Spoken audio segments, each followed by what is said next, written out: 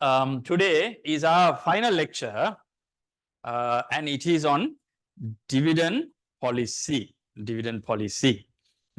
So this is a very different type of a lecture where we try to understand how a company distributes its success with the shareholders.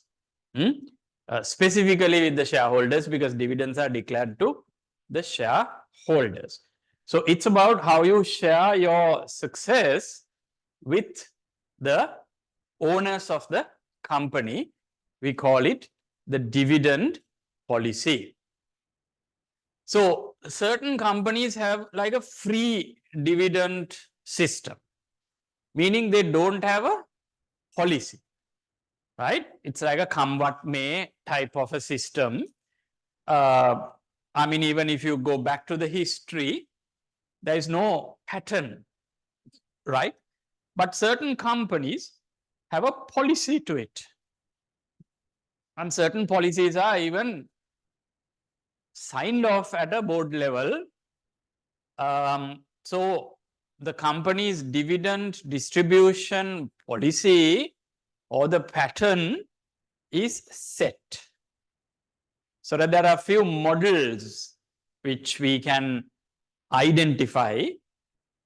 So we can see companies contributing to that pattern, that model. There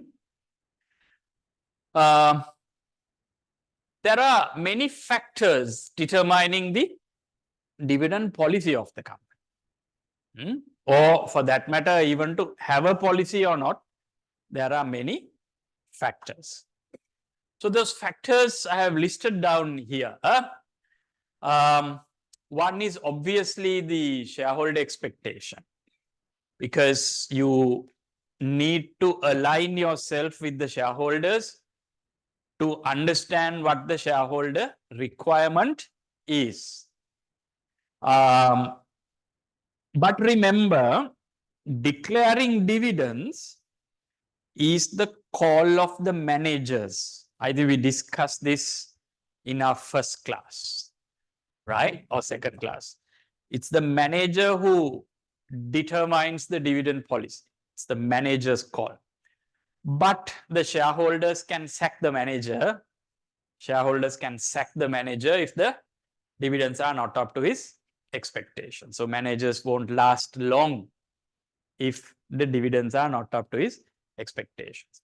So shareholder expectation is key in determining the dividend policy. Prevailing and expected economic conditions. Sri Lanka, for the last 3 years, was more aligned to this. So the companies were very cautious in distributing dividends, quite cautious in distributing dividends, because they wanted to have the cash in the company. They knew Sri Lanka was going through like a very bad period just after COVID, and then to again face an economic crisis.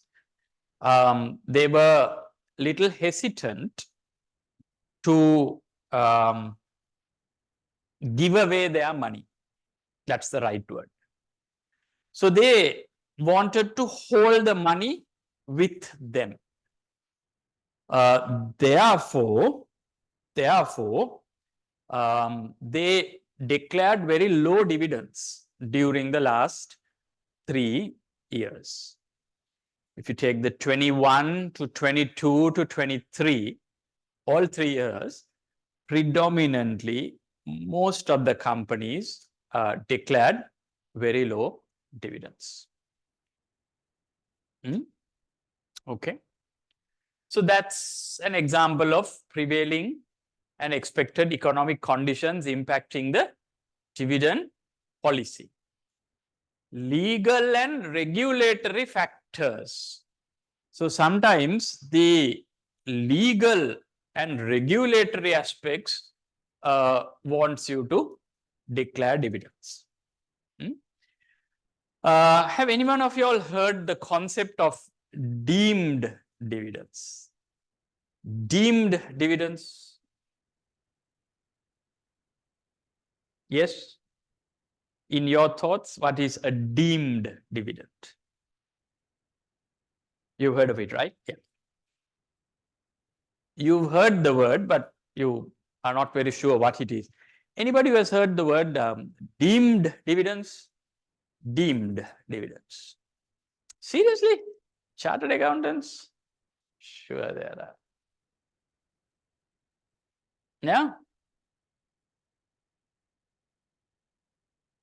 Right. I have only one resort, my last resort. Nishan, deemed dividends. I'm sure you know. What is deemed dividends? You have heard. Okay, good. I'm a little surprised that you have not heard this word. Deemed dividends means there are a lot of profits in the company, but directors don't declare dividends. A lot of profits in the company, but the directors don't declare dividends. Why wouldn't directors declare dividends? Why wouldn't they? Why wouldn't they declare dividends? Enough profits, enough cash, but you don't declare dividends. Why? Why wouldn't you? Any director would want cash in their hand. You said tax. Because in Sri Lanka, all dividends are taxed at 15%. All dividends are taxed at 15%. So inland revenue has so many collection points. So you have your company profits. From the company profit, you pay tax. Then you come profit after tax. Profit after tax, you declare dividends. And from the poor dividends also, you have to pay a tax. From your turnover, you pay 15% VAT. No. Then SACL, no. It was you make profits. From the profits, you pay income tax. Then you get profit after tax. And profit after tax, you pay dividend tax. So every rupee of dividends declared in Sri Lanka is taxed at 15%. Right? So what do? I don't declare dividends because the moment I declare dividends, 15% goes to the government. 15% goes to the government. Therefore, the receiver only gets 85%. So what I do is I let the profits stay in the company. I let the profits stay in the company. And have my share value go up. My share value go up. I don't declare dividends, my share value go up. පස්සේ මම shape එකේ මගේ shares ටික විකුණලා ඒ ගාන cover කරගන්න. I slowly sell my shares and cover it. Selling shares is tax free. Selling shares is tax free. So now you see the tendency, natural thinking of shareholders. Why should I declare dividends and pay 15% again to the government? I let the profits be in the company, right? And sell my shares later on. And selling shares, no capital gains tax. But a capital gains tax is coming now, right? We have a president now which is very prone to taxation, right? So we heard that capital gains tax is also coming. Then it is veda. So the point I wanted to get at is, if you didn't declare dividends, inland revenue will again come to you and say, look, you had profits, you had cash, but you didn't declare dividends. So therefore, I am going to assume deemed dividends. Dividends ගෙව්වා වගේ කියලා හිතනවා. Deemed dividends. Inland revenue very efficient. Dividend ගෙව්වා වගේ කියලා හිතලා ඒකෙන් tax එක ගන්නවා.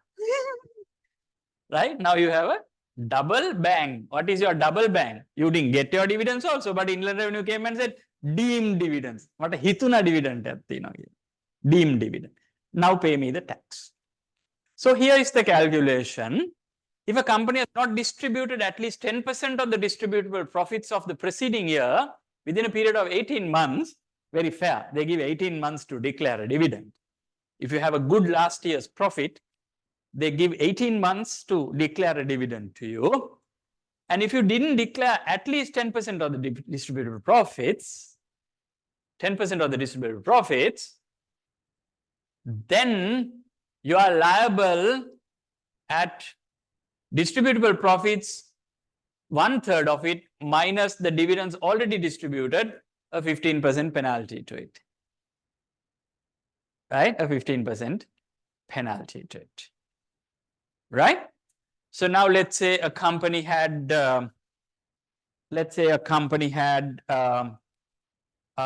like 100, oopsie.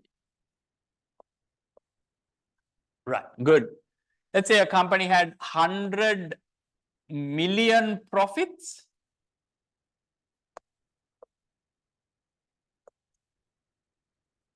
But you declared only 2 million dividends.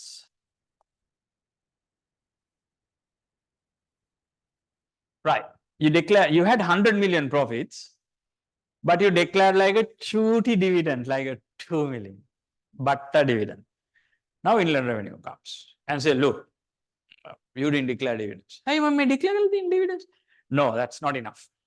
Have you declared at least 10% of your profits? No. What is 10% of your profits? 10 million you should declare. So if you haven't declared 10% of the profit, now I'm taking you as deemed dividend. So my deemed dividend is, I'm imposing you a tax, terrible situation. I'm imposing you a tax which equals to distributable profits, which is 100 million, right? Into 1/3, distributable profits into 1/3, right? Minus dividends already declared 2 million, minus dividends already declared 2 million into 15%. So what do you get? You get like a 33 million minus 2 into 15 is your tax. Terrible, no? So this is like 31 million into 15%. That's 6.2 million you have to pay as tax. 6.2 million you have to pay as tax. Terrible situation. So declare your dividends. Declare your dividends. Now, luckily, due to pressure coming from the private sector to this system was cancelled on 1st of April 2018. Right? But it can come back at any time. Just a gazette? No, that's it. Just a gazette.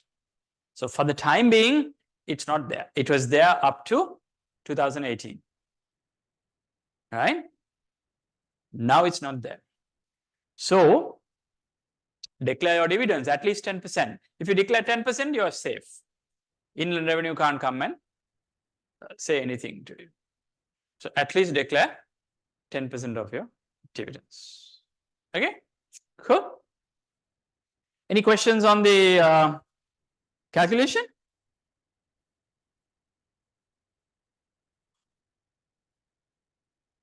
Cool. Yeah.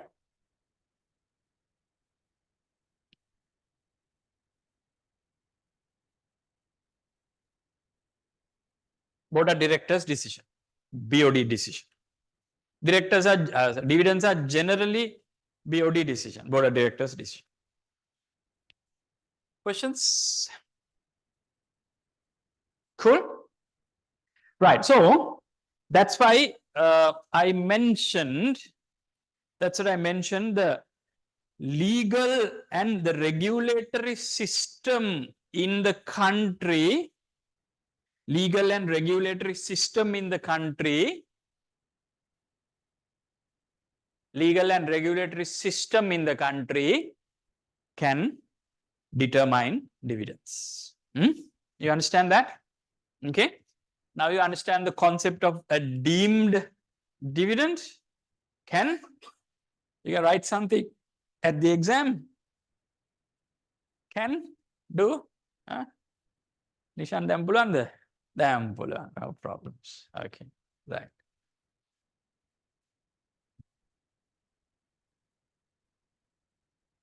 No. The inland revenue will wait for 18 months to see whether you are declaring a dividend. And if you didn't, only they'll come and impose the deemed dividend. Right. Okay. What else? I spoke about the tax effect. So there can be cash flow constraints. There can be situations where you have a lot of profits, but your profits are stuck with your debtors. You're not collecting your money from the debtors. I'll give you a good example. Now, see, if you take Access International, which is a quoted company, right? Access International, a quoted company.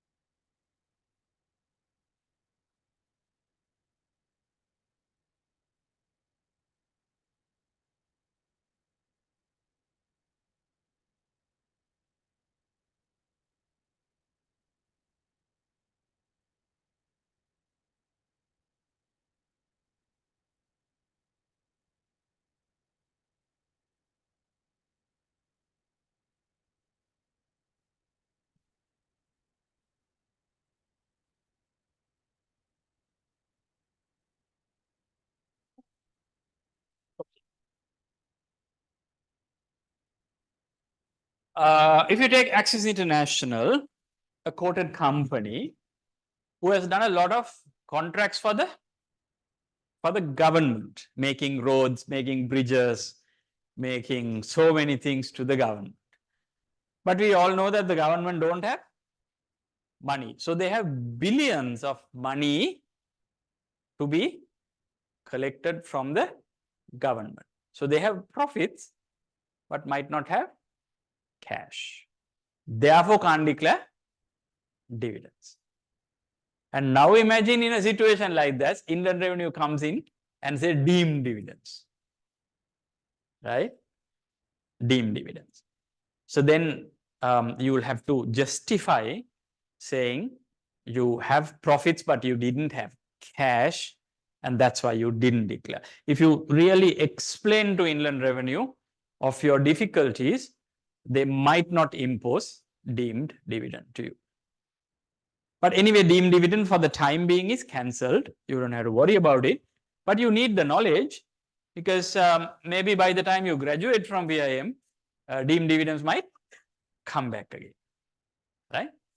We are in an era of taxation, no? Right, okay, cool, right. The contractual constraints, we call them the covenants.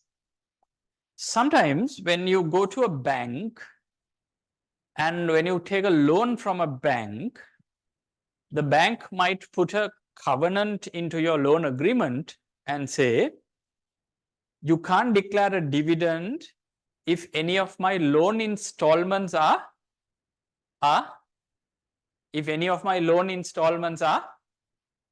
due, right? If any of my loan installments are due.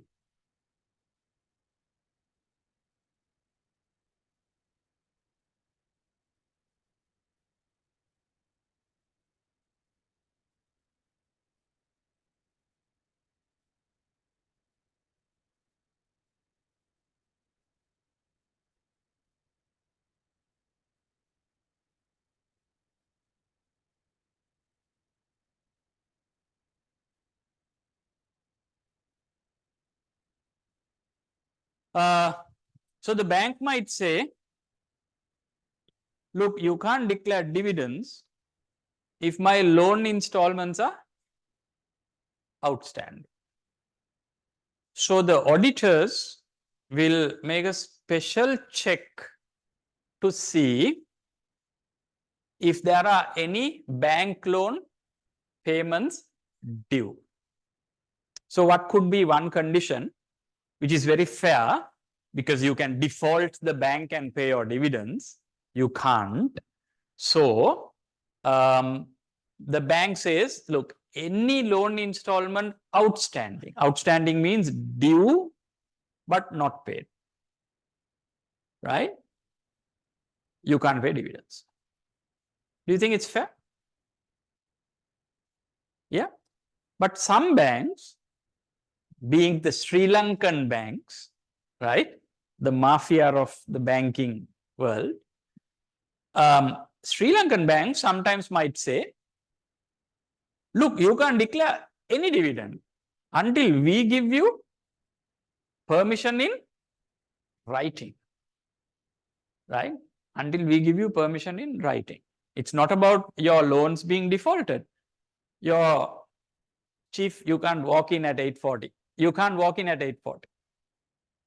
You can't walk in at 8:40 unless there's a valid reason for your delay. Is there a valid reason for your delay, which you want to tell me outside the class? Yes?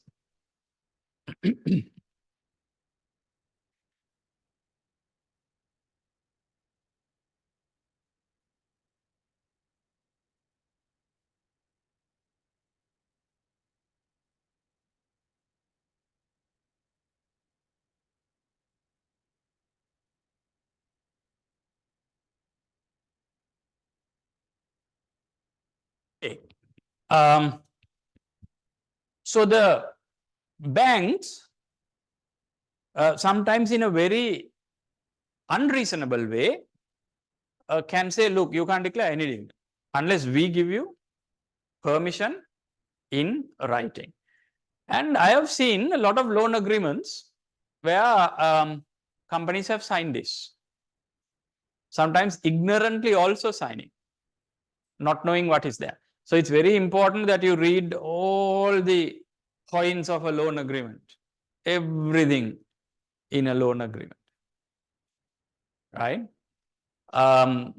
If there is a loan agreement saying, look, you can't declare dividends without our permission, you should show the bank the third finger of your hand, because the bank has no right to ask that. So next time, if you work in finance, if you do get a loan agreement, check on this. They have no right to ask. So you should show the third finger. You know what the third finger, no? But if the bank says, look, you can't declare dividends if my loans are pending, outstanding. Loans can mean the installments are pending. That means you are falling behind on your loans and trying to declare dividends. You can't do that. If that is in the loan agreement, show your first finger, which is this one. So yeah, that's fair. Got it?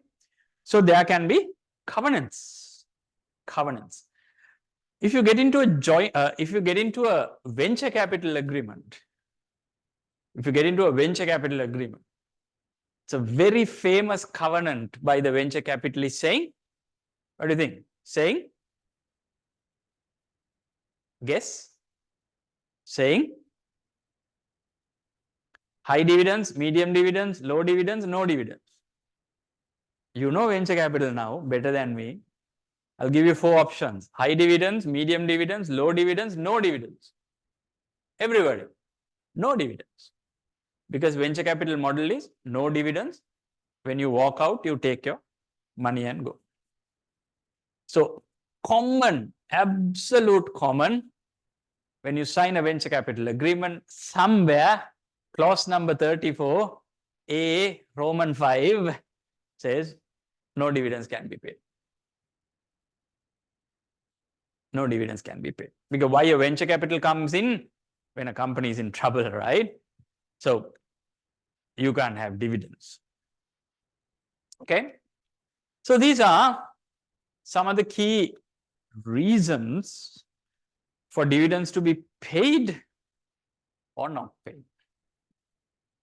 Okay. Another interesting fact under bullet point number 3 is that if you are declaring a dividend and ready to pay 15% tax to the government, if you're declaring a dividend, you need to do your solvency test. No solvency test, no dividends. This rule was brought in 2016 solvency test. This is to prevent a company declaring flamboyant dividends. Chandi wage nikan, Rambo wage nikan, right? Declare again, just to show off the world, right? This is to prevent that, to say whether you have enough money in the tank to pay dividends. So the solvency test has to be signed off by the head of finance of the organization. Need not be a chartered accountant. Even unqualified, it has to be signed off by the head of finance. So if you are head of finance in your organization, you're declaring a dividend, your signature is needed. Right? And if you misdeclare, right, the government can file action against you. The government can file action against you as an individual. All right? So therefore, most of the heads of finances in large organizations don't take this responsibility.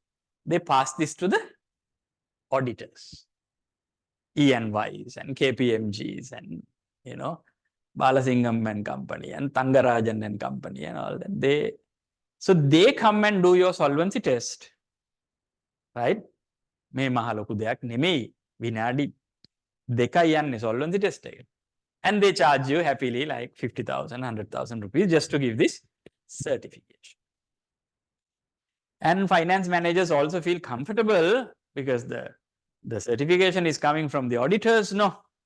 So then, number one, they have no responsibility. Number two, even if something goes wrong, the auditors are at fault. So what is the solvency test? You simply look for two aspects, both aspects. It's not a or, it's a and. It's not a or, it's an and. So what are the two aspects? A company, if solvent, if it is able to pay its debts as it becomes due in the normal course of the business. So that means if you now go to a audit company to get this done, they will look for the next 1 year debt payments. Next 1 year debt payments. ඊළඟ අවුරුද්ද ගෙවන්න තියෙන බැංකු ණය. Then they need to make a judgment to see whether the company can make those payments. Company can make those payments. It's a judgment. It's a judgment. ඒ හින්දා තමයි ගොඩක් finance managersලා මේක අස්සම් කරන්න බය. Right? Auditors ලටම කියලා කරගන්නේ ඒකයි. So the law doesn't say how many months forward you need to check this. But generally auditors take about a year forward. Generally. And it's not a no. And the total company assets should be greater than the combined liability and stated capital. Total assets should be larger than the company's liabilities and stated capital. මේ දෙකම okay වෙන්න ඕන to pay a dividend. It's the law of the country. It's applicable now. So don't fall into trouble if you are head of finance. Right? What I do when I declare dividends for our companies, I first of all get the auditors to do this. Then I get the corporate secretaries to pass a board resolution upholding the auditor's recommendation. So it's auditor's recommendation upheld by the whole board of directors. Then we pay dividends. Yeah. So be careful. Okay. Right. Because you can fall into trouble. Good. I think I've explained everything. And now I've explained the solvency test. I've explained the tax you have to pay on your dividends and this crazy concept called deemed dividends, right? And the calculator. Right. Any questions thus far? Yes. You failed the solvency test. What if auditors don't pass your solvency test? Then you can't declare dividends. On top of that, let's say auditors don't give you a solvency clearance, and if you go declare dividends, the whole board of directors is personally liable. There can be criminal punishment for board of directors. They can go to jail. Or there'll be monetary punishment. Okay.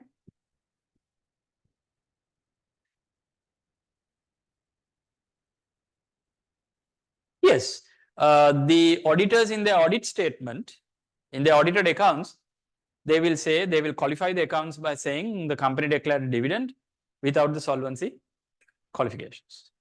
And Indian Revenue every year warns your audited accounts. Every company has to submit their audited account. So when auditors say this is a problem, Indian Revenue will happily pick it. And all board of directors will be liable. It's criminal punishment. Right?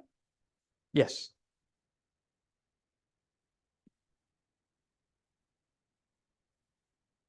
Liability and stated capital. Total assets.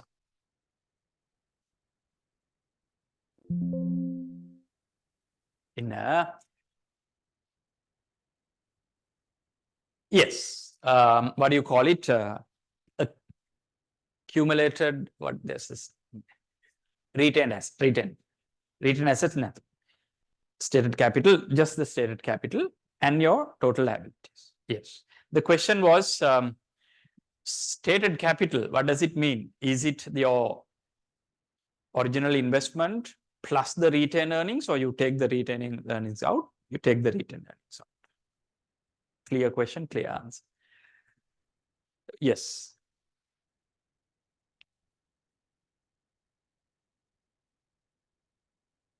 On the deemed dividends. Yes, good question. A venture capital company says don't declare dividends. That's a wonderful question. But the Inland Revenue says, look, deemed dividends. Right?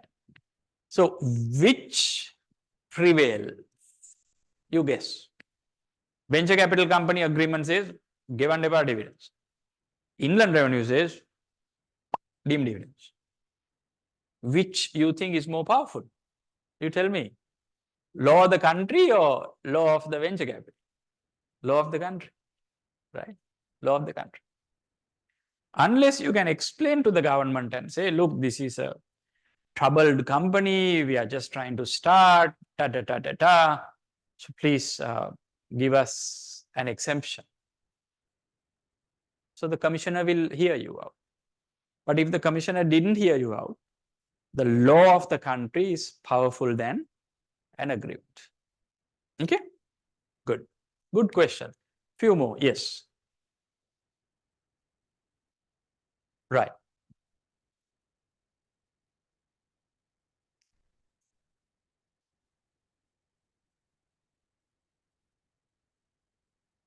Good question. Very good question. A company having abnormal profits, right? Abnormal profits. Like 2 years back, they had huge exchange gains when the dollar appreciate, right? Then still abnormal profits. Do you declare dividends and pay that 15%? The cruel answer is yes. But there's a solution to that. There's a solution to that. I'll come to that solution later on. But the cruel, straightforward answer is yes. Okay. All right.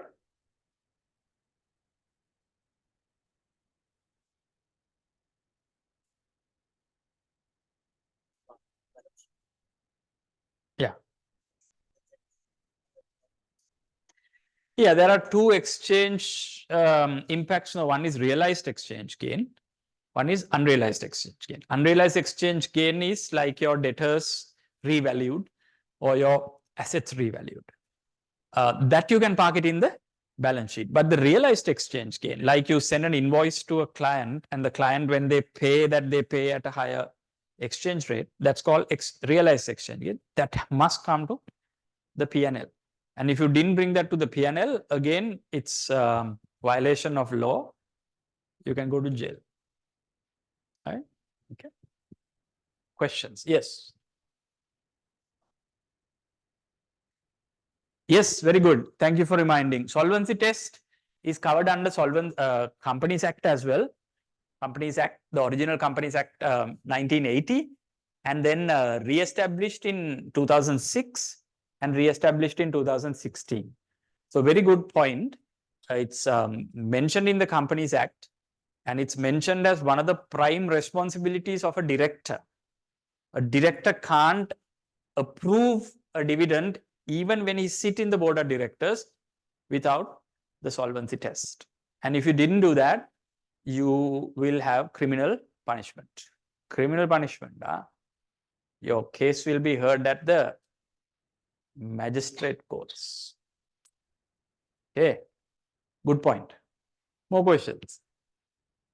I know. More questions? No. Good question. Thank you very much. These are good, nice questions. Preference share dividends, does it come under deemed dividends? No. Preference share is different. It's based on the prospectus you agreed, no. And if you can remember our second class, you can postpone your preference shares up to 3 years. But then on the third year, you have to pay. But it doesn't fall under the deemed dividend concept. This is purely on equity.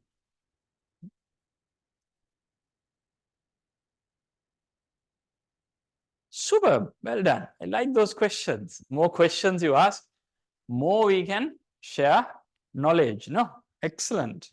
Yes. The current Expo Lanka.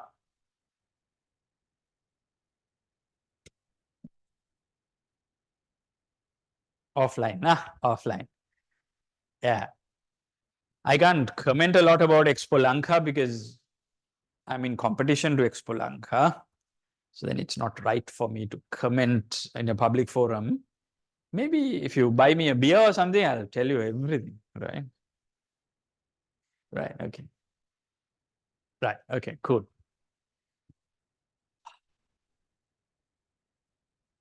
Right. Generally, during the introduction phase, dividends aren't paid. Whereas your money is made purely through capital gains. Most of the venture capital companies also jump on board during introduction stage. And you can see later when a company matures, dividends are going up. This is well-known research by Professor Keith Ward. And you can read his publications on this. I'm just reserving the right to test these ratios, which may have been covered by Tarindu Amrasekara in his lectures under managerial finance. So I just put this slide so I can test you guys. Right. Three theories related to dividend policy. One theory says dividends are irrelevant. Why dividends are irrelevant? Because moment you declare dividends, the share value comes down to the same proportion of the dividend because you're paying money out. No? So if you pay a 1 rupee dividend out, the share value should technically drop by 1 rupee. හරිනේ? ඒ කියන්නේ මේ company එක ඇතුලේ තියෙන සල්ලි නෙමෙයි එළියට විසි කරන්නේ. The money which the company had, now you are throwing it out as dividends. So technically the share value should drop by 1 rupee. So you get 1 rupee as dividends, but at the same time your share value drops to 1 rupee down. So it's a matter of the shares converting to cash. So dividends are irrelevant, right? Bird in the hand means investors would like a higher payout, right? They are not bothered about tax. They would want a higher payout. Now I can tell you one of my personal experiences here. Bird in the hand is better than two in the bush, they say, no, right? That's the English term which has come to this theory called bird in the hand. So my personal experience is 2009 dialogue.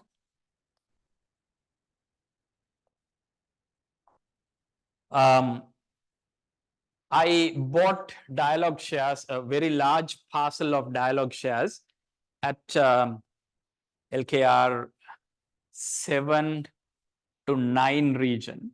I collected a very large parcel of dialogue. And dialogue shares moved to 39 rupees. They were making very, very good money, right? And they went up to 39 rupees.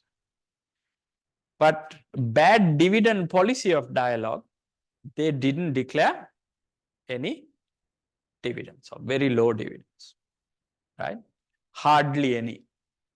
I don't know how they got out of the deemed dividend policy. I'm sure they must have explanations to the Inland Revenue, but they hardly declared dividends.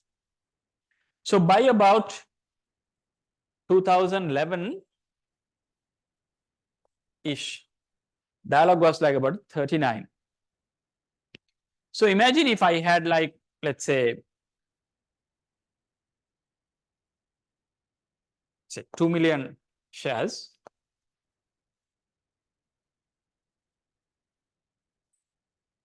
Now my wealth is LKR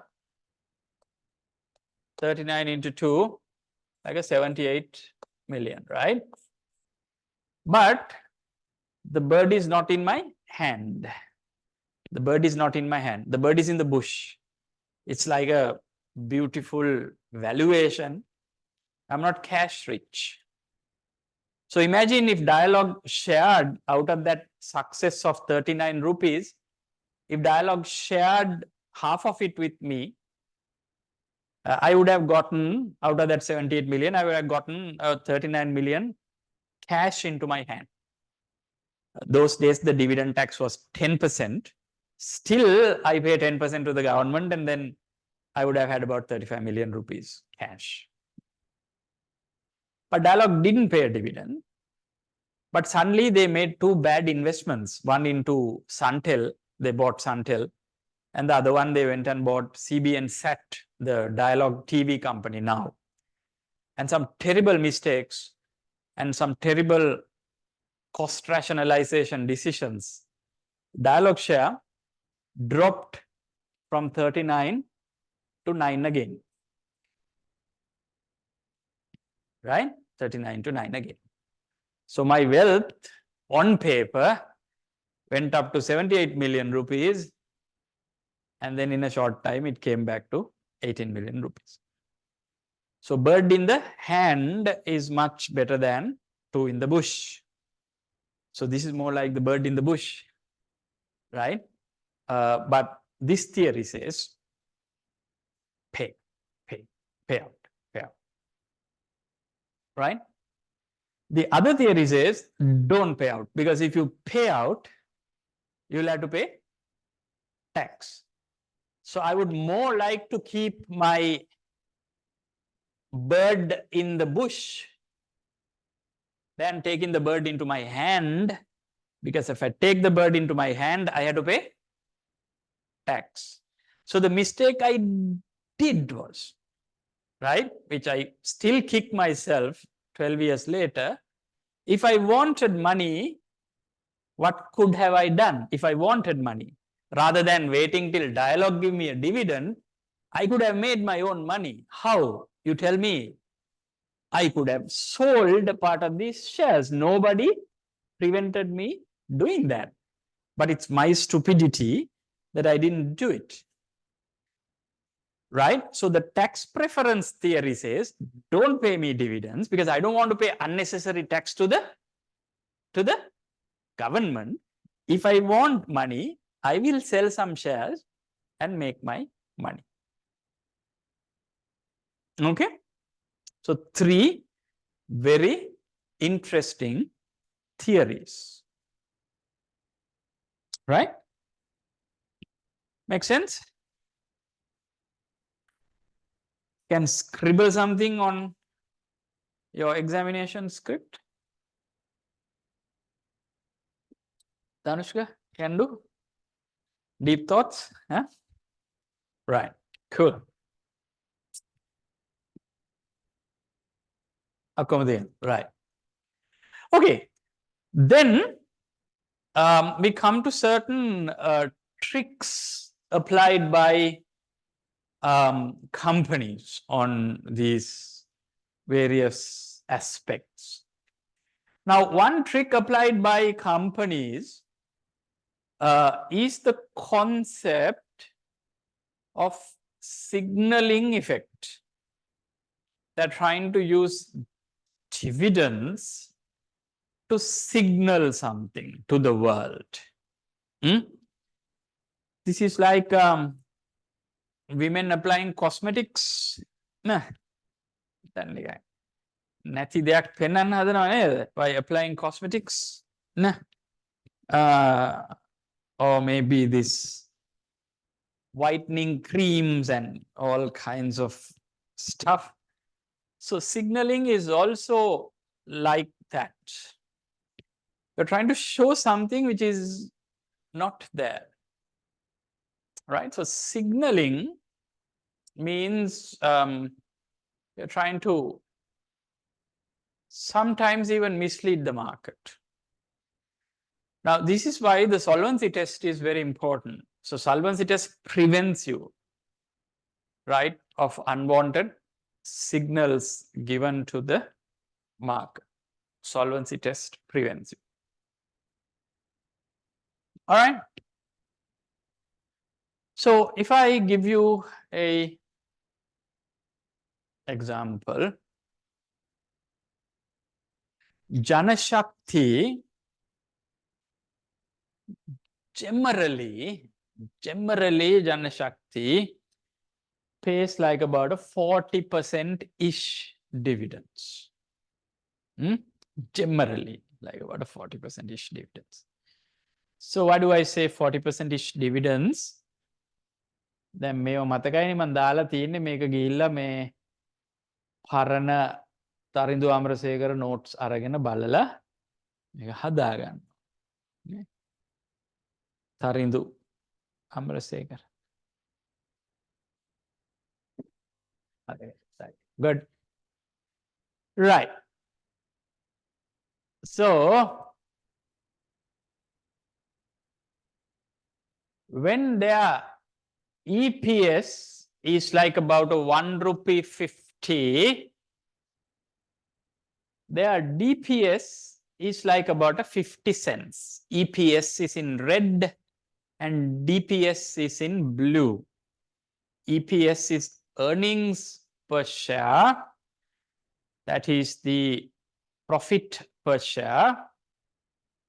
whereas DPS is dividends per share.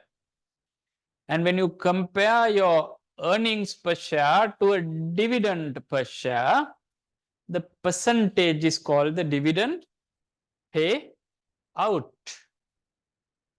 So generally, Janashakti is around 40% payout. Look, 2008, they earned about 140, paid about 50 cents. 2010, they earned about 2 rupees and paid about one-ish. Okay. But all of a sudden, in 2009, they did something funny.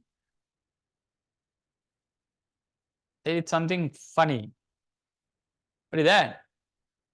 They declared a dividend which is more than the profits even. Right? These are true numbers, no? So they declared a dividend when they made like a earning of like about a 1 rupee 70-ish. They paid like a 2 rupee dividend. That is like extraordinary, right? You are paying more than what you earn also. You pay more than what you earn. So why? Why? Because that year,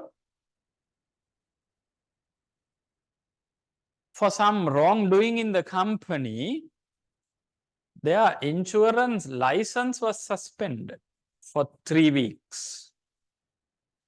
Right? Maybe you didn't know about it. Right? They couldn't issue new policies for 3 weeks. So the shareholders were very worried. Even you as your policyholders should have been very worried. Imagine the shareholders, their money, their investment. What if that wasn't resolved?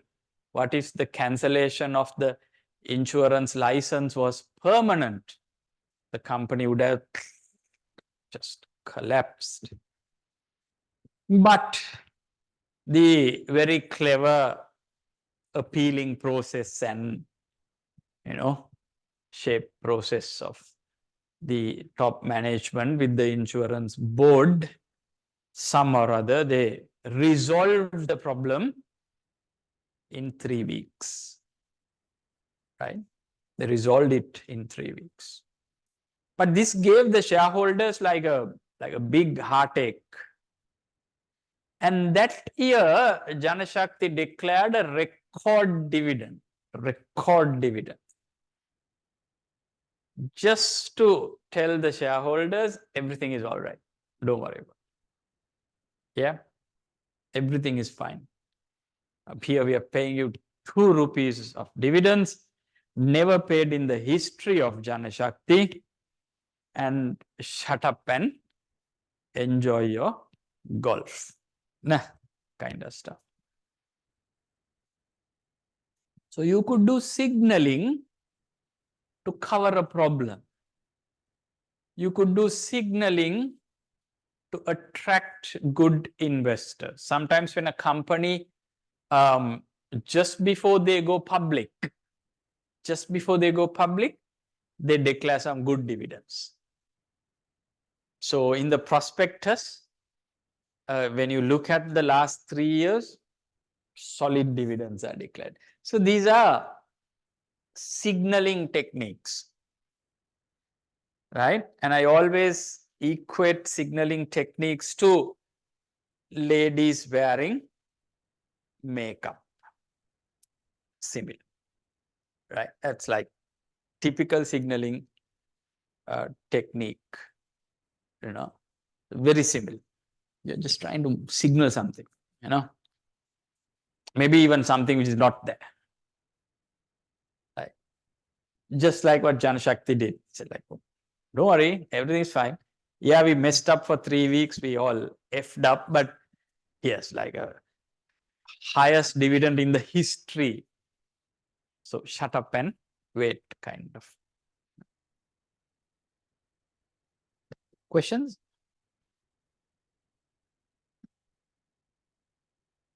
Sure. All right. Sure, no questions. I'm surprised. Okay, no problems. The clientele effect. The clientele effect means that a company's dividend policy represents its shareholders. And the company's shareholders represent its dividends policy. Right? Clientele effect. Further, the dividend policy shapes its shareholders. Shareholders shapes its dividend policy. Right? Okay. Right? Now, say for example, if you like loud music and dancing, you would go to, where would you go to? Loud music and dancing, you would go to like a nightclub, right? Yeah. And all other people also come to that nightclub, you can assume, have similar likings. Right? Are you with me? Are you picturing this? Like, okay, you like loud music, you love to dance, so you go to a nightclub, right? And people who come to the nightclub also predominantly have similar interests and similar taste. Therefore, what would the DJ play at the nightclub? Therefore, what would the DJ play at the nightclub? What would the DJ play at the nightclub? Loud music. Got it? Yes or no? Yes. What if DJ try to play like a Sunil Edri singer or like Amardeva or Vikratnayaka or Rukanta Gunadilaka? What if DJ try to play that? What response will he get from the crowd? Picture this. Picture this. It's a good example. What response will he get from the crowd? The crowd will say, stop it, like a boo kind of a response. So therefore, the DJ is now forced to play loud music. And the patrons also will enjoy the loud music. So patrons shape the DJ, DJ shape the patrons. Harida. Yes or no?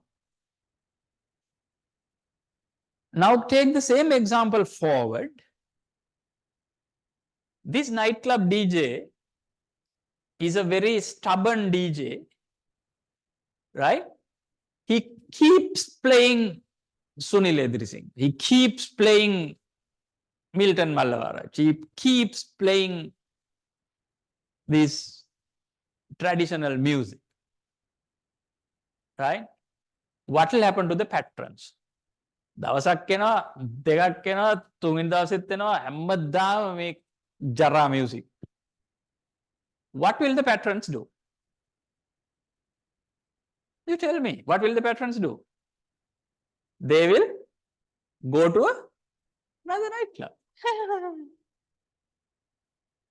And who will come to this original nightclub? Who will come now? When you hear the news that this guy keeps playing these local Sinhalese songs, who will come there? Who will come there now? The people who like that music. So you'll never forget this now for a long time. So this is called the client. Good morning. Yes. This is called the client tail effect. Right? The principal shape the client shapes the principal. It happens both ways. DJ is under pressure to play the loud music because the crowd expects loud music. Got it? Very similar for dividends. Very similar for dividends.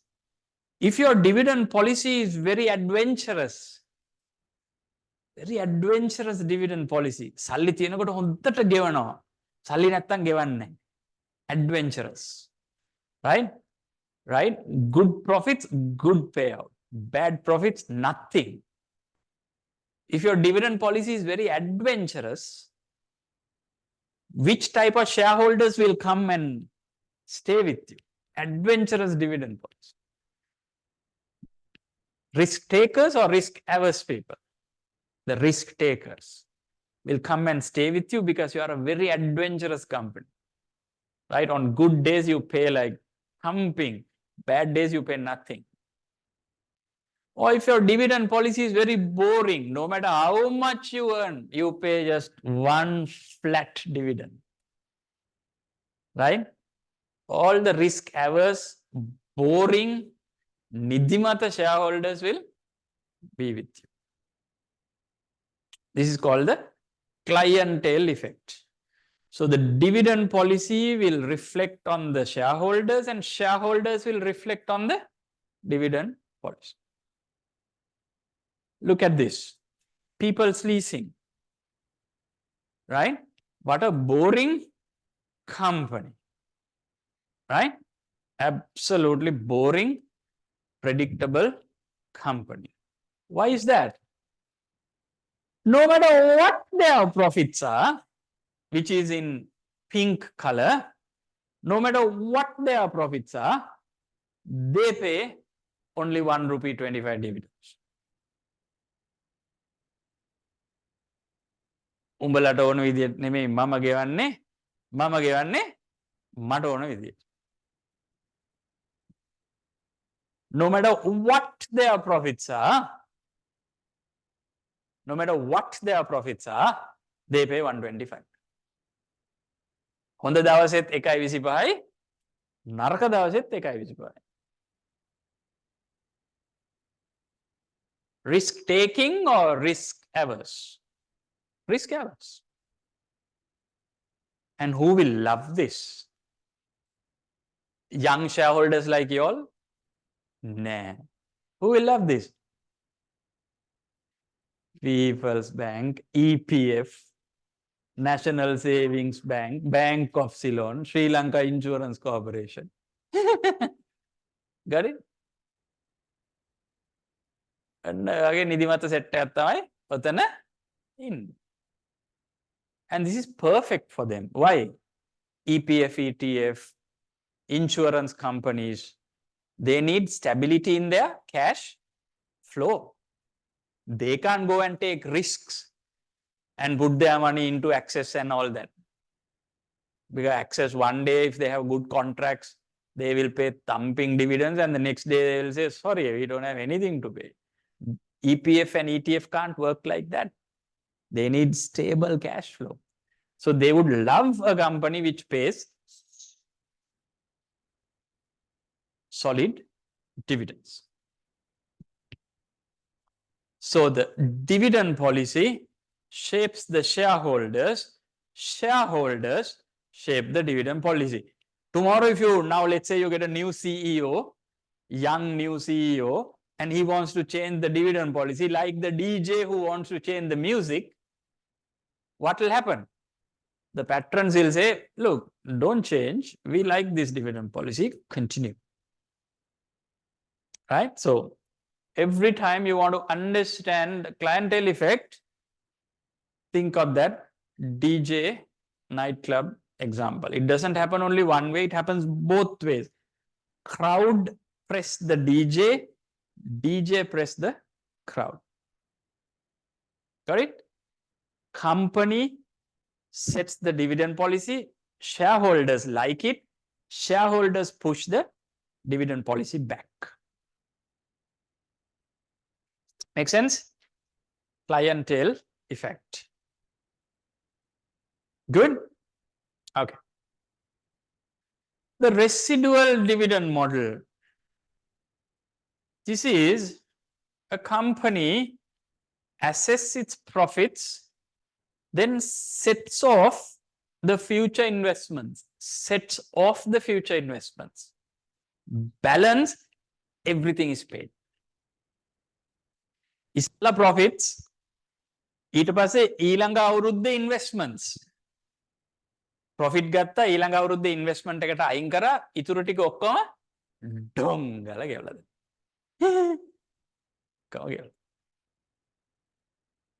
Profits minus next year's investment, everything else is dividends. Not bad, na? Residual dividend policy. Dividends equals net income minus target equity ratio into the total capital budget for next year. Right? Okay? Yes.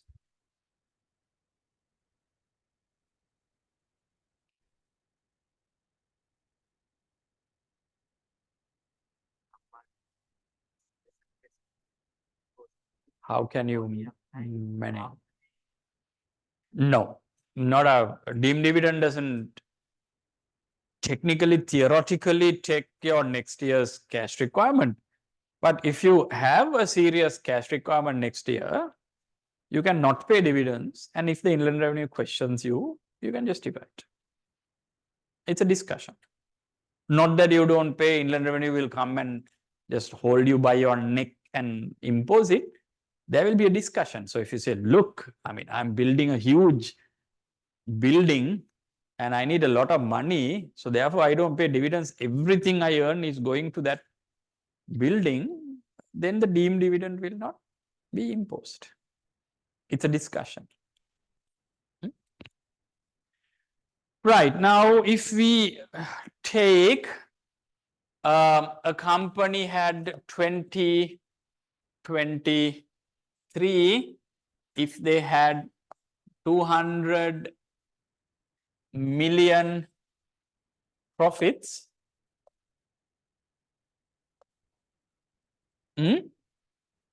and in 2024 their capex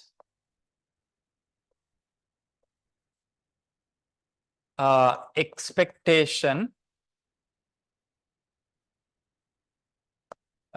capex expectation is 300 million.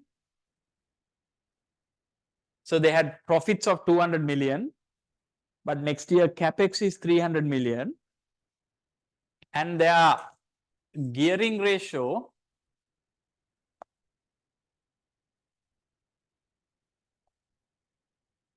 is 50%. What do you mean 50% gearing? That means when you get into a capex, you will always borrow 50% from the bank, 50% from the company, 50% from the bank. That's called gearing, no? So if I give you these three data points, a company has 200 million profits from last year. Ooh. But next year they have a 300 million capex. And their gearing ratio is 50%. That means when they go in for a capex, they will take half from the bank and half from the company. What dividends can be paid to the shareholders? What dividends can be paid to the shareholders? Do this calculation. What dividends can be paid to the shareholders? 2 seconds. What dividends can be paid to the shareholders? Yeah, got it? 50 million can be paid to the shareholders on a residual dividend model. On a residual dividend model. So what would be my dividends? My dividends would be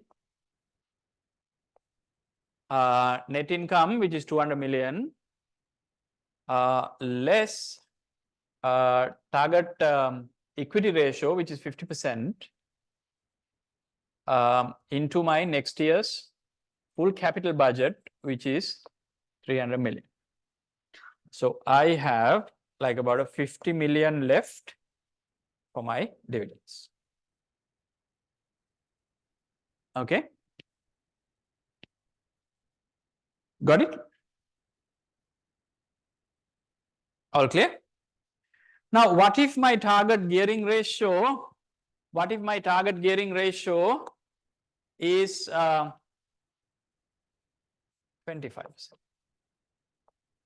What if my target gearing ratio is 25%? Right? So that means, no,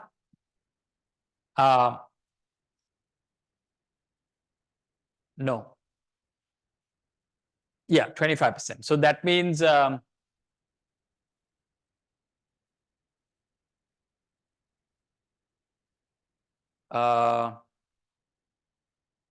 target gearing ratio no medana 15 da thamai mune. Target gearing ratio 25% nan. Yeah, target gearing ratio 25% nan method 10 on 75%, right? Equity ratio should be 75%, no? Right. Gearing is 50. Equity කියන්නේ ඒකේ අනික් පැත්තනේ. එතකොට gearing අඩු වුණොත් equity වැඩි වෙනවා. මේක equity නේ.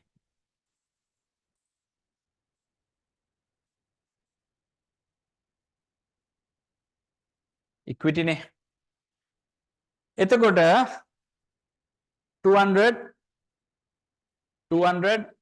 minus 225 now minus 225 now.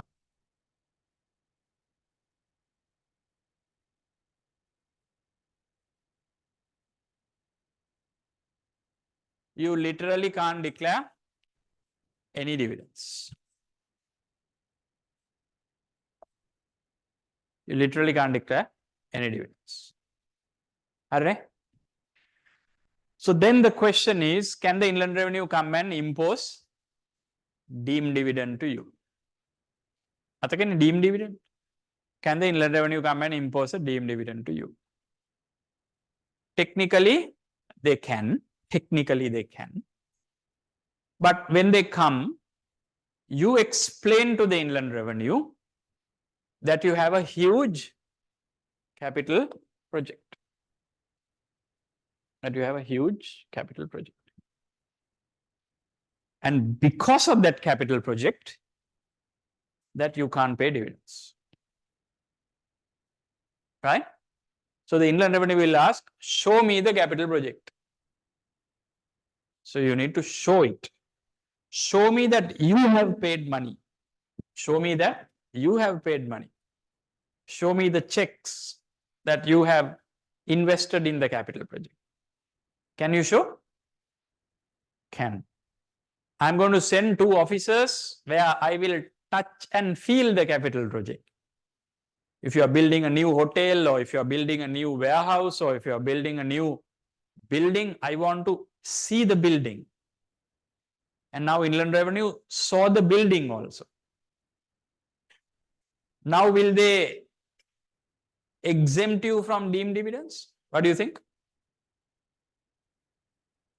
You said, look, I couldn't pay dividends because I'm building a huge capital project.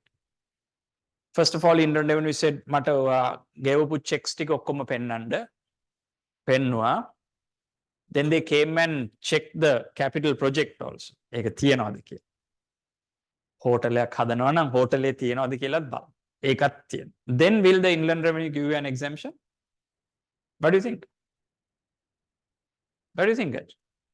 Of course they will. If you can show that your money is being invested in a capital project, right? Then they will exempt you from deemed dividend tax. Right? So it's not like a law casted on stone. There can be a discussion with the inland revenue. Okay. But if your capital project is buying a yacht or buying a private aircraft for you to travel, or buying a Bentley or something for your managing director's use, or buying a Lamborghini, or investing in a, some super luxury yacht or something, then the inland revenue will say, look, this capital project has no relevance to your business. Whatever money you put there is your problem. You are liable for deemed dividend tax. But if Cinnamon Lakeside go and invest in Cinnamon Red, then you can get a exemption from deemed dividends tax. Am I getting through to you? Yeah. Right. Clear? Right. So I'll show you some examples. This is how the residual policy works for John Keel's holdings. This is how the residual policy works for John Keel's holdings.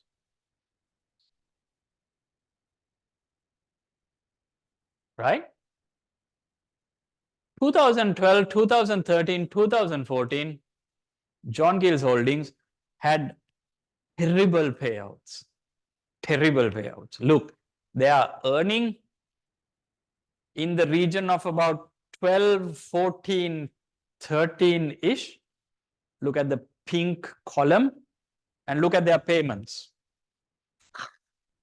Their payments are around 375-ish. Yeah. Why is that? Why is that? Come on, guys. Cinnamon Life project, the largest real estate project ever to happen in the history of Sri Lanka. Cinnamon Life project. So what did they do?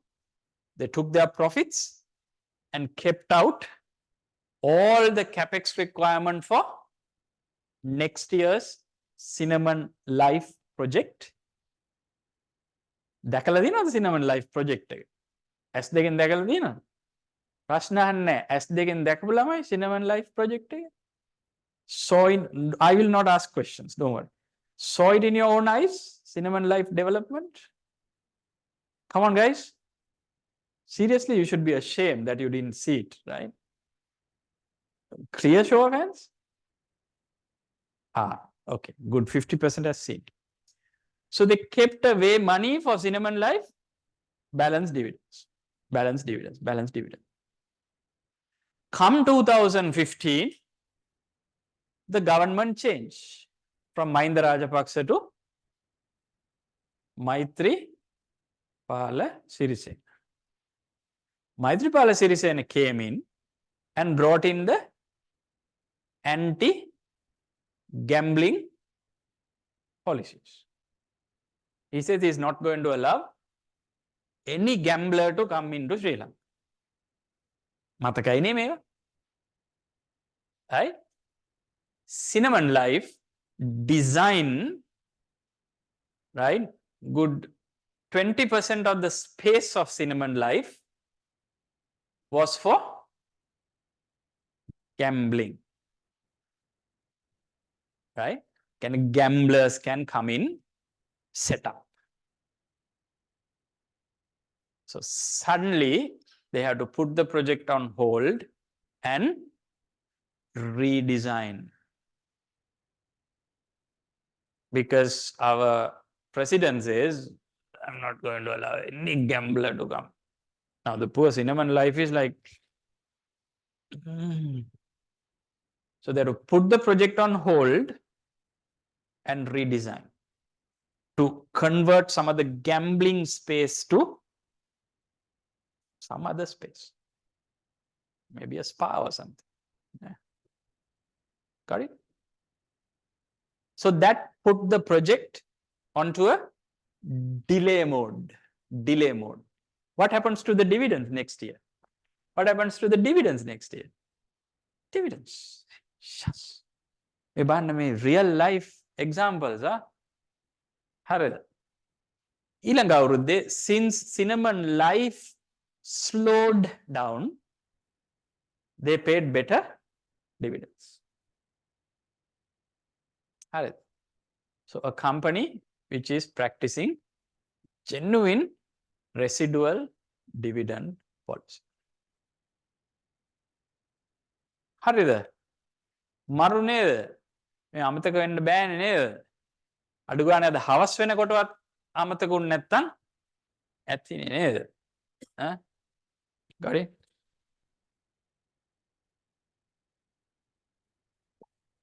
So thanks to Maitripala Sirisena, 2015 the shareholders got good dividends. Right. Stock repurchases. Stock repurchases. Now, there was a question earlier. In an extraordinary profit situation, how are you going to pay your dividends? And do you still have to pay dividend tax? Remember, every dividend in this country is taxed at 15%. Now look at this situation of Waterwala plantations. Then companies, hypothetical examples, company A, company B, look what happened to Waterwala plantations. In 2017, Kenya had a serious drought. Kenya is one of the largest tea suppliers to the world. India, Kenya, Sri Lanka.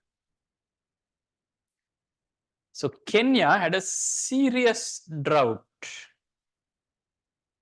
Okay. As a result, Kenyan tea supply to the world dropped drastically.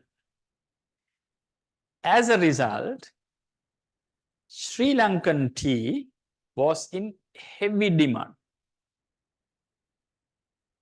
As a result, a kilo of tea, which was generally traded in the tea exchange, tea auction for about 300 rupees, was exchanged for about 900 rupees.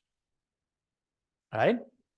Shitty tea, right, goes around 200 rupees a kilo, suddenly went up to 800 rupees. Not because of the quality of Sri Lankan tea went up, purely because of the Kenyan problem. Right? Kenyan drought. Harida? One of the ned. One of. So 2007, all the plantations had tremendous profits thanks to the Kenyan drought. Plantation companies knew this is an extraordinary profit. They had two problems. One is this dividend tax, like somebody said. The second is how to manage the expectations of the shareholders. Now, if they pay a heavy dividend here,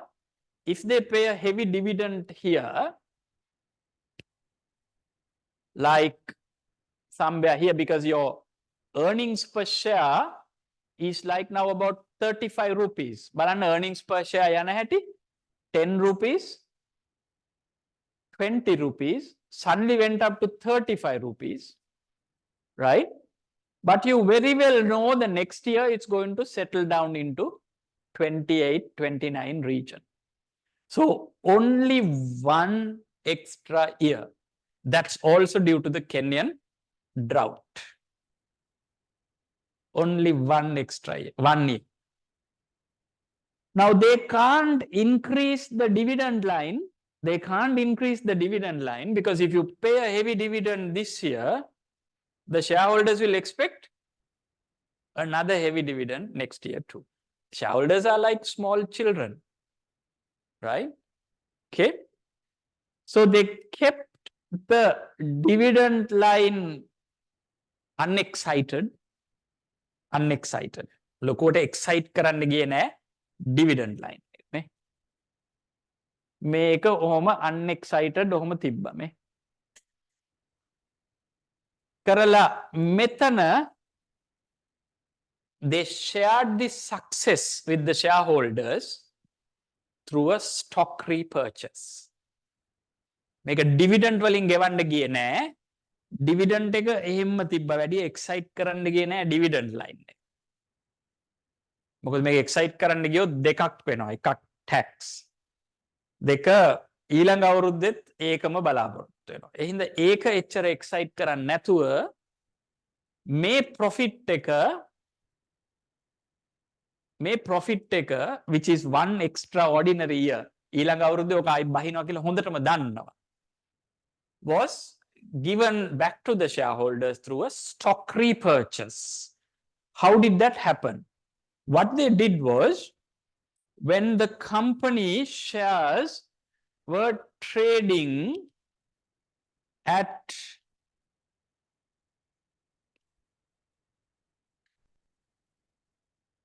when the company shares were trading at 28.30, when one share was trading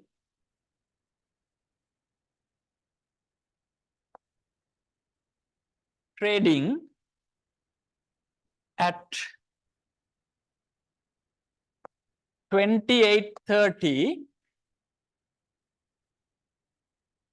company said, I will do like a repurchase at 33. share market එකේ 28යි. share market එකේ 28යි. company එක කියනවා හරි 28 ප්‍රශ්නයක් නෑ. I'm buying it at 33. Generally a company can't buy its own shares. That's company law. But on a special permission, on a special stock purchasing agreement, you can. Right? So don't get confused. Generally, a company can't buy its own shares. It's restricted by law. But on a special purchase agreement, you can. So here, market එකේ 28යි, company එක ගන්නවා 33ට. Good deal or bad deal? I need it.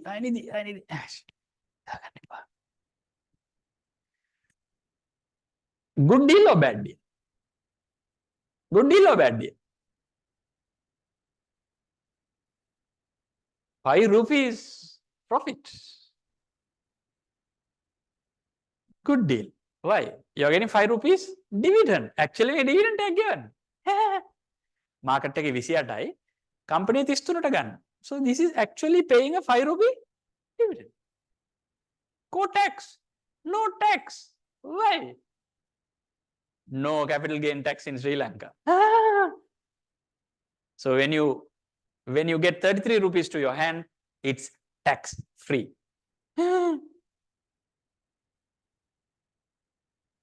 Got it? How did they convince the inland revenue? They said, look, this is one-off. Kenyan drought. Please help us out. So inland revenue, if you go and talk to them with facts and figures, they are a very reasonable organization. Nah. 33. What's the disadvantage? Disadvantage is you are losing control. You're losing control. You're losing ownership. Right? But they said, Look, I am buying only 6 to a 1. හයක් තියෙනකොට එකයි ගන්න. ඔබලාට shares 600ක් තියෙනවා නම් මම shares 100යි ගන්න. And that is also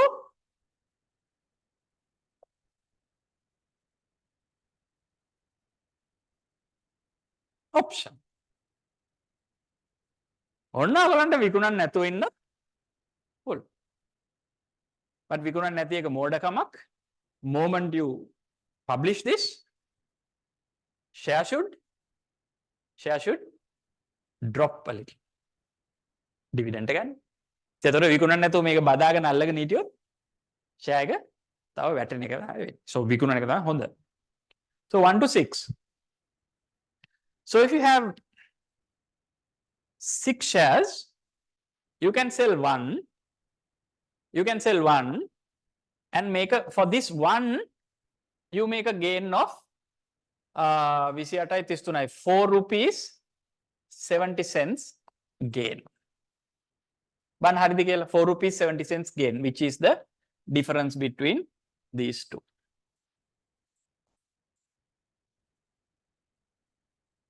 Harida. Tax free. No tax. Dividend ගෙවුවා නම් මේකෙන් 15% අන්ඩුවට. ඒ කාලේ 10%. ඒ කාලේ 10%. but හිතන්න එපා ඔයගොල්ලන්ගේ gain එක 4.70යි කියලා. You get a gain of 470 for every 6 shares. 6ක් තියෙනකොට තමයි එකක් විකුණන්නේ. So actually your per share gain is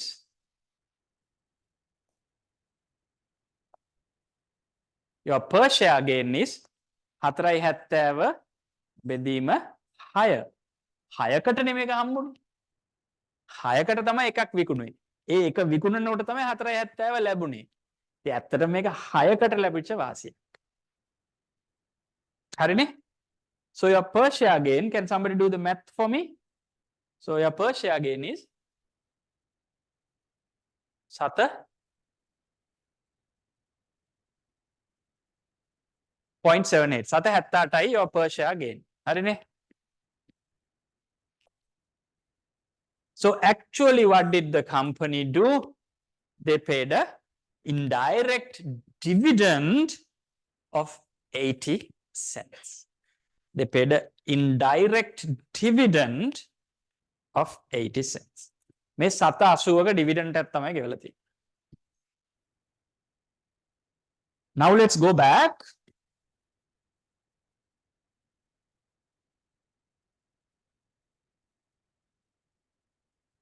Meaning they paid 2 rupee dividend. මේ තියෙන්නේ 2 rupee dividend. හරි නේද? රුපියල් 2ක dividend එකක් ගෙවුවා normal. මේ තියෙන්නේ රුපියල් 2යි. තව 7.80ක් ගෙවුවා මේ විදියට. So actually the graph is මෙන්න මෙතනට වෙනකන් ගෙනාව dividend එක. මෙතනට වෙනකන් ගෙනාව. 2යි ආපහු 7.80යි මෙතන. මෙතනට වෙනකන් ගෙනාව හැබැයි පෙන්නුවේ නැහැ. Next year, what would the shareholders expect? They will expect something around this. Around this. Next year ගෙවුවා 1.75. but මේ අවුරුද්දේ ඇත්තටම ගෙවලා තියෙනවා 2.78යි 2.78ක් ගෙවලා තියෙනවා. Good mole, no? It's a clever mole. Very clever mole. Run by a great leader called Vish Govindaswamy.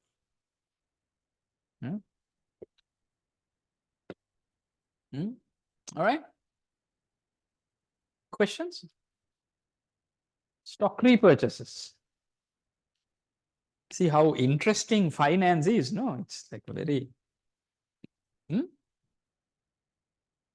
Questions?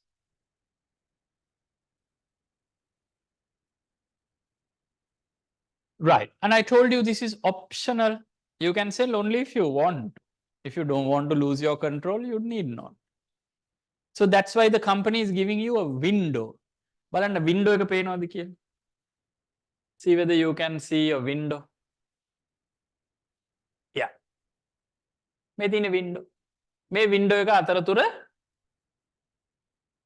you have to fill a form and send it back to the company saying you want to sell or not. Only if you want to sell, not නිකන් සද්ද නැතුව ඉන්න තියෙන. So what is the size of the window? Size of the window? 2 weeks. 6th of February to 20th of February. Is 2 weeks enough for you to make a good decision whether to sell or not? It's fine. Right? Where did I see the 1 to 6 katava? Where did I see the 1 to 6 katava? Second paragraph. See? At a proportion of 1 to 6.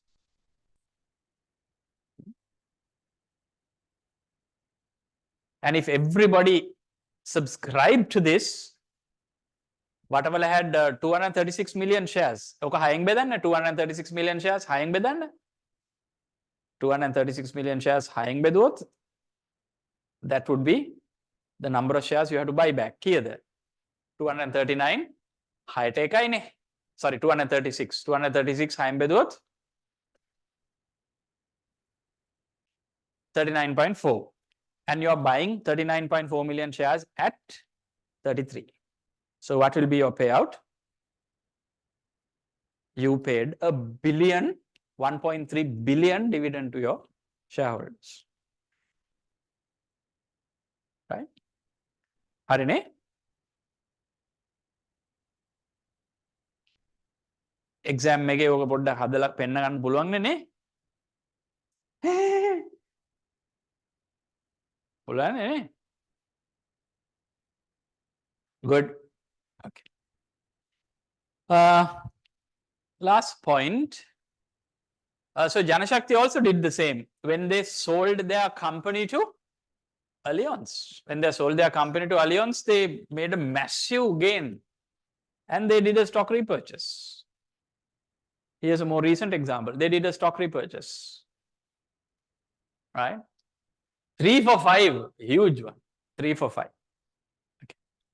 Right. Stock dividend is the opposite of stock repurchase. So that means you declare a dividend. හැබැයි ගෙවන්න සල්ලි නැහැ. You declare a dividend ගෙවන්න සල්ලි නැහැ. එතකොට කන්නේ dividend එක වෙනුවට shares දෙන්න. You give extra shares. So you declare a dividend but you don't have cash to pay. So you give extra shares for that dividend. A firm issues new shares in lieu of paying a cash dividend. ගෙවන්න සල්ලි නැහැ. ඒ වෙනුවට share එකක් නිකන් දෙනවා.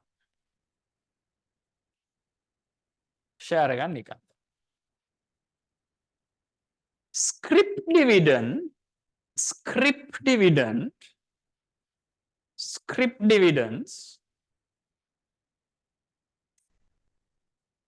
බලන්න මේ dividend subject එක කොච්චර deep ද කියලා අපි හිතන්නේ dividend ගෙවුවා ඉවරයි. මම කොච්චර deep subject එකක්ද මේක නේ. Scrip dividends means you declare a dividend and give the option to the shareholder that you can take it in cash or you can take it in shares. Script කියන්නේ ඒකයි. රුපියලක dividend එකක් declare කරනවා. ඔබට කැමති නම් ඒ රුපියල දෙනවා cash වලින්. නැත්නම් ඒ රුපියලට සමාන stocks ඔයගලන්ට නිකන් දෙනවා. රුපියලක dividend එක declare කරලා ඒ රුපියල දෙනවා එක්ක cash වලින්. එහෙම නැත්නම් ඔබට cash එපා නම් ඒකට සමාන stocks දෙනවා. ඒකට සමාන stocks දෙනවා. Choice is yours. And people who wants the bird in their hand will ask for cash. But have to pay 15% tax. People who want the bird in the bush will say, we don't want cash because we don't want to pay tax to the government. Give it to us in shares. Got it? If you want a scrip dividend example, very recent one, not even 1.5 years ago, People's Leasing valued its shares at 610 on 7th September 2022, and on the same day, they offered a scrip dividends of 50 cents. They offered a scrip dividends of 50 cents. The shareholders has the option of taking 50 cents in cash. You can take 50 cents in cash, or you can take one bonus dividend for every 12.2000724 shares held. මොකද මේ මුන් 0.00074 කරේ. අරක හරියට 750ට balance වෙන්නේ. නැත්නම් 750ට balance වෙන්නේ. හදලා පෙන්නන්න 750ට බැලන්ස් වෙන හැටි මේක. Right. Now see how it tallies to 50 cents.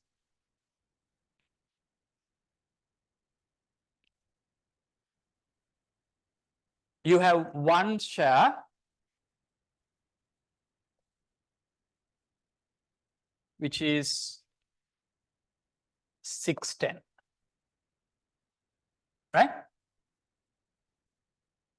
Now, what is your ratio of stock dividends? One bonus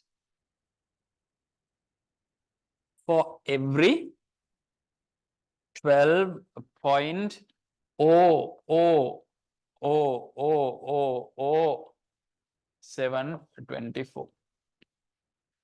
One bonus share for 12.0000024.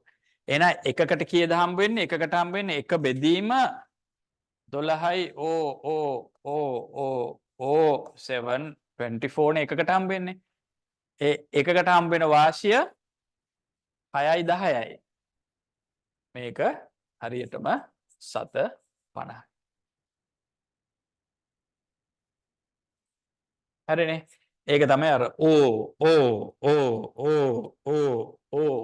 ගැල්ල. දැන් බලන්න 750 එනවද කියලා? එනව නේද? නැද්ද? ඒකටත් තියෙන කම්මැලිකමනේ. බලන්නේවත් නැහැ ගහලා. 750 එනවද කියලා. එනවද? එනවද?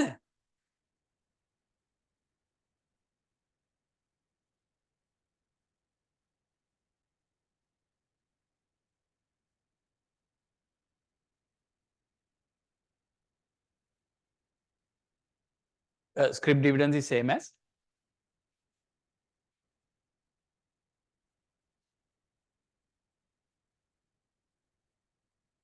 drips. Yeah. Yes. Similar.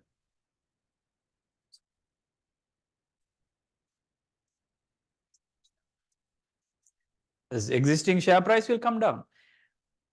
When you declare a dividend, the existing share price should come down. But dividend is paying out now. So dividend සම්බන්ධ ඕන දෙයක් කරනකොට the existing share price should. Alright? හරිද? 750 එනවද? ඈ? 49යි ගානක්. Right, okay. Okay, හරි. Right, okay, cool. Makes sense. I think we are good. We did good no. We caught up time also. Caught up time. So Arul can start right on time. Good. So that's it, guys. That those are first subject, strategic financial management. Pure strategy, no? We never spoke about the day-to-day stuff. It's all high-level decision making. Some interesting concepts like venture capital, shares, equities, cost of capital, sensitivity analysis, risk management, risk assessment, risk control, capex, forex, company valuation, 6-feet analysis, mergers and acquisitions, company valuation negotiations, 6-week assessments, due diligence assessments, and then finally the dividends. Not a bad dose for not a bad dose for one session, right? Okay. So the exam will be a physical exam, open book, physical, open book. Our direct education has all the past papers, suggested answers, and all that. So you can subscribe to those. Direct education, Kumar. Yes, everything he has. Yes. එයාගෙන් සහන මිලකට මේවා ඉල්ල ගන්න පුළුවන්. න? ඔය ටික කරලා 3-hour exam. ඉතින් shape එකේ exam එක ලියා ගන්න තමයි තියෙන්නේ නේ. හරිනේ. When is the exam? We don't know. No exam. You know. When is the exam? 24th of March. So you have enough time to study, no? That's a good one. Good. Huh?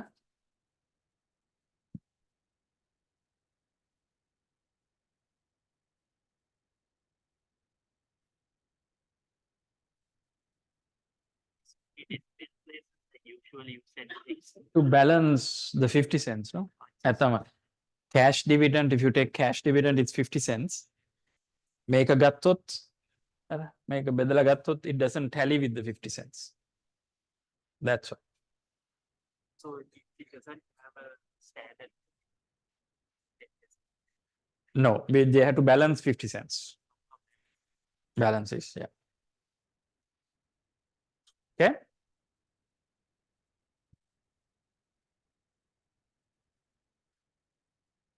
The last session, yes. Next week, no classes. Next week, no classes. Last session, next week, no classes. Dividend is always our last session. So you have an extra week to study.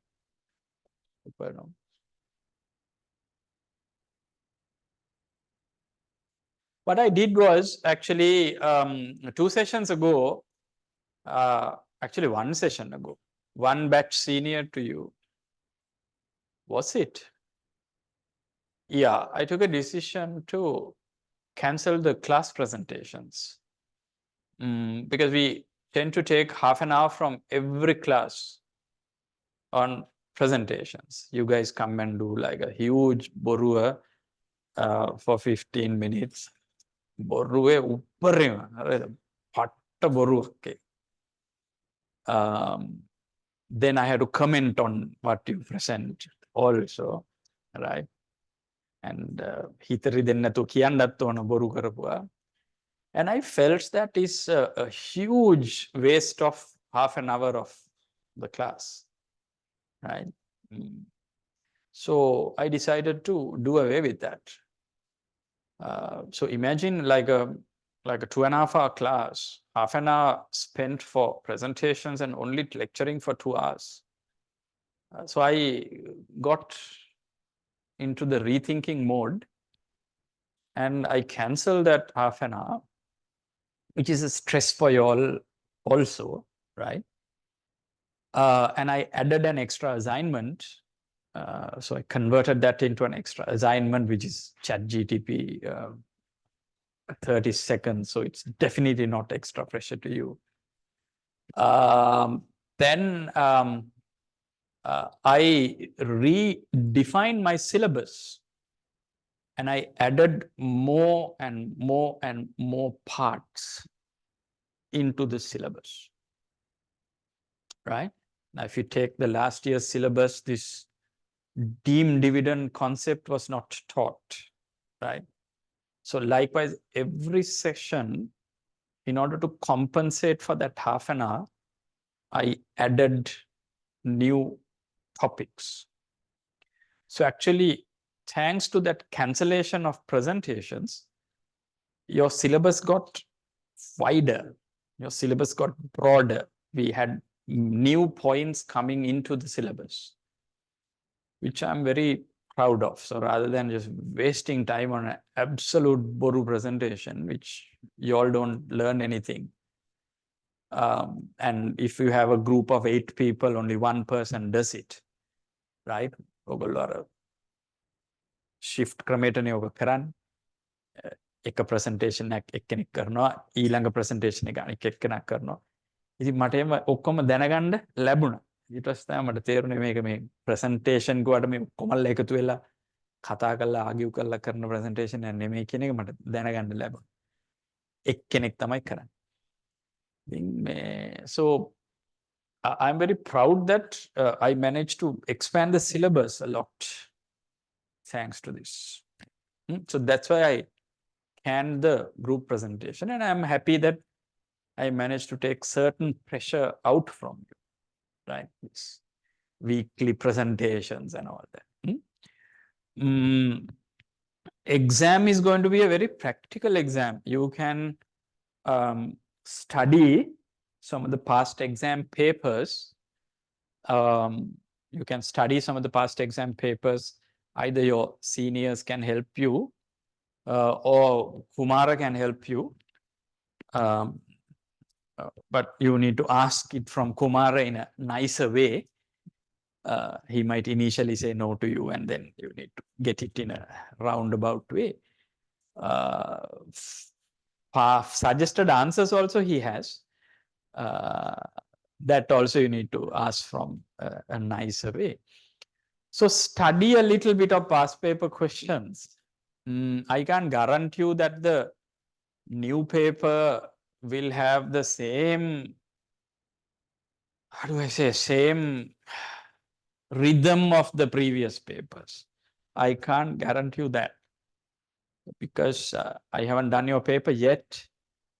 This year I am in a mood to possibly change that rhythm a little bit. No. So don't 100% rely on past papers trend, right? You might see some changes, right? But taking the previous papers, maybe about 5-6 years backwards, and maybe getting together like a group and doing it as a team possibly could help, right? Doing it as a team can help.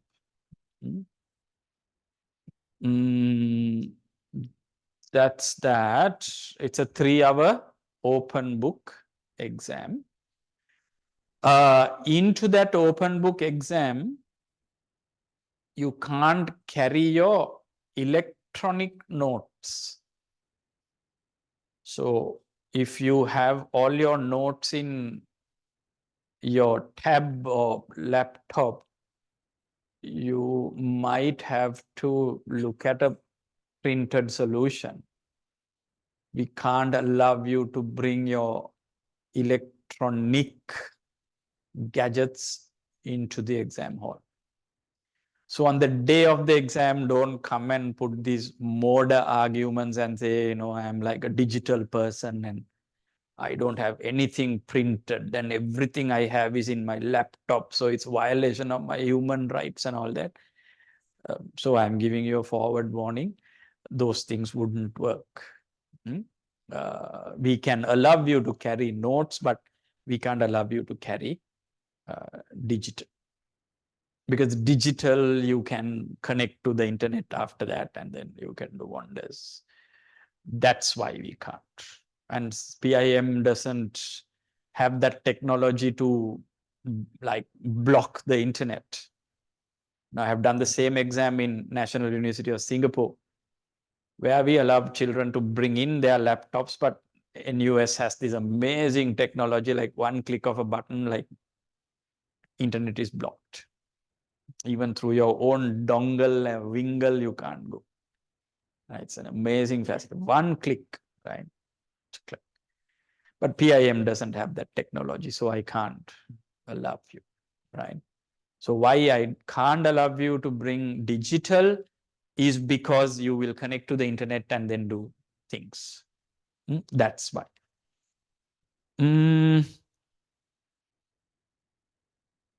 ඔය ටික තමයි. I think April I'm starting a new subject with you,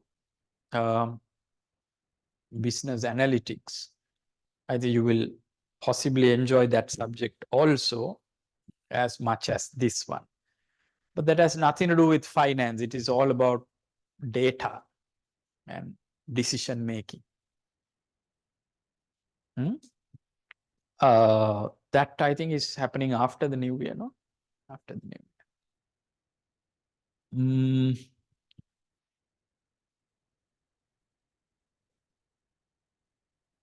There's nothing that I taught in the class which I haven't done, right? Which I'm very proud of. I've never taught anything out of a book to you, anything out of a note to you. Everything I've taught, I have practiced. That's why I was able to bring in that practical aspect to every subject I taught you. That's why I had enough and more examples to give you. That's why I always welcomed questions, because I knew no matter how deep you go into your questioning, that I will be hopefully able to answer them. That's why I welcome a lot of questions, and that's why I pre-warned and told you more questions you ask, more I can give you. So there's nothing that I haven't done that I taught you. The other thing is that the message I want to give you is that knowledge is one thing, but becoming that knowledge is another thing, right? I've noticed in the class that there were so many latecomers, right? I think these are the disciplines we need to let go of, right? It's a class of about 170 people. But every day when I walk in at 8, right? Every day when I walk in at 8, I see like about 25-ish people. And then 25 becomes 100-ish from 8 to 8:30, right? Even though I have given you like a half an hour like excuse window, but it's very ugly to see people walking in at odd times. See, in life, when you are given a target, you have to achieve it, right? That also is a reflection of who you are, right? I have never walked into your class late, right? I've never walked into your class unprepared. I've never walked into your class and then started looking for my presentation. No, never.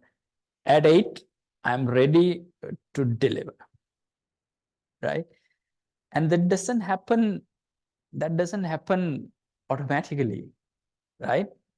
So I need to decide on Saturday, I need to decide at what time I should get up, what time I should go to the gym, what time I should come out of the gym, what time I should have my shower, what time I should have my breakfast, what time I should get into my car to be here by 8.